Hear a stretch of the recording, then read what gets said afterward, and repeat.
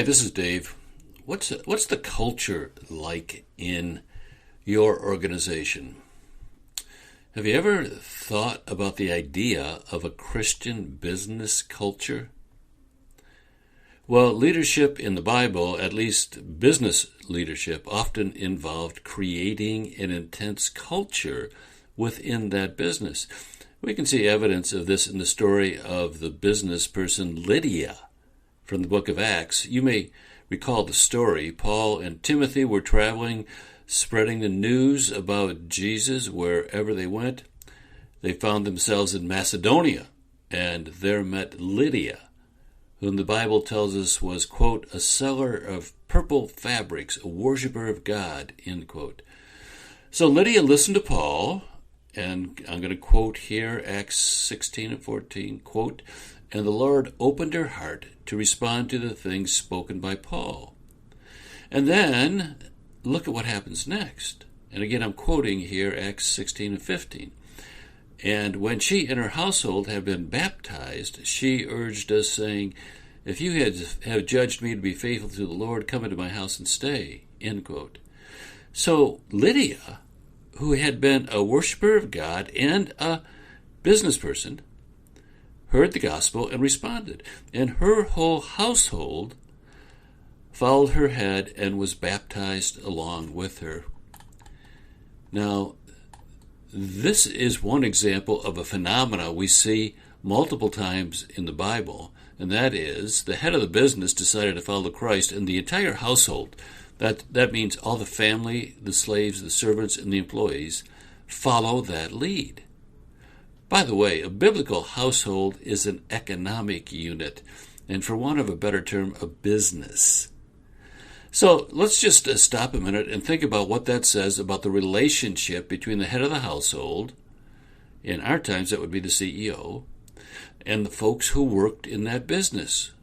What does this event, this story, tell us about the relationship between the head of the household and the folks who worked in the business? Well, just give it some thought. There must have been an intense relationship between the head of the business, that's Lydia, and the employees that was characterized by a great deal of respect for the leadership of the head. You can almost see them thinking, quote, if he or she decides to do something as important as committing to Christ, then we'll do it too. Business leadership in the Bible was about, among other things, creating such a culture. Now that culture fits perfectly with the biblical mandate to love one another. I'm going to quote here John 13, verses 34 through 35. Quote, I give you a new commandment, love one another.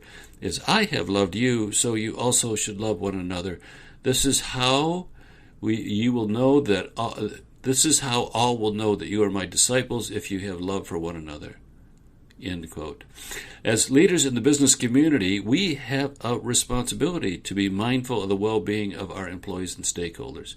Love one another begins with loving family and those employees, consultants, and contractors to such an extent that they would gladly follow your lead on important decisions. What would your business be like if you could build such a culture into your organization? Well, imagine the implications. Your people would feel included and valued. They would grow to respect you and love you back. Productivity would skyrocket. Conflict within the business would ebb. Harmony would take over. Individuals would feel like there was freedom to take risks and grow. Folks would be dedicated to the mission and vision of your business. Your customers and vendors would pick up on the vibe and respond positively. A Christian business culture characterized by love and manifesting itself in an exceptional degree of respect for you would be one of your greatest tools to enlarge your business and multiply its impact. But instilling a culture like this doesn't happen by itself. It doesn't happen overnight. So here's a few thoughts about how to do it. Number one, make it an intentional discipline. You are the leader. The responsibility to create the culture is on you. That means that you must think about it relentlessly and then decide willfully and intentionally to act in such a way that builds the culture towards that ideal. It is not going to happen by accident. Whatever it takes for you to give it daily thought and daily activity, elevate it to that level. Building a culture is a discipline. Like winning a marathon takes dedication, discipline, and consistent effort, so too does creating a Christian business culture. Number 2, don't become discouraged. Understand that you'll probably never achieve the ideal expressed in these biblical models. That should not dissuade you from trying. Vince Lombardi put it this way, quote, "We will relentlessly strive for perfection, knowing full well that we will never attain it because no one is perfect. But we will strive for perfection because in the process we will catch excellence." Excellence in a Christian business culture is worth the effort. Number 3, start with God. Creating a culture characterized by Christian love begins with developing a loving relationship with God.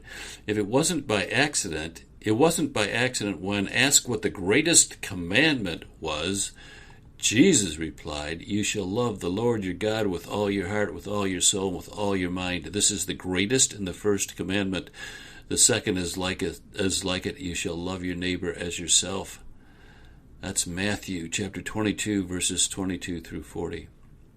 So first comes loving God, then comes loving others. You'll need to work on a loving relationship with God yourself before you can extend that outward to your employees.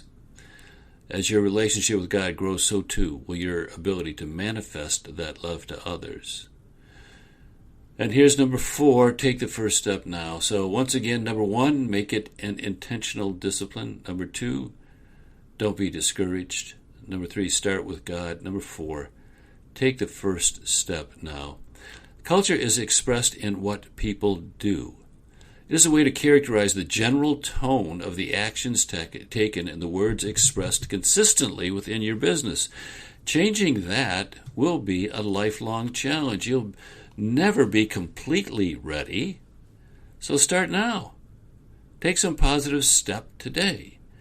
Creating a loving culture in your organization may be the single most impactful initiative you can undertake.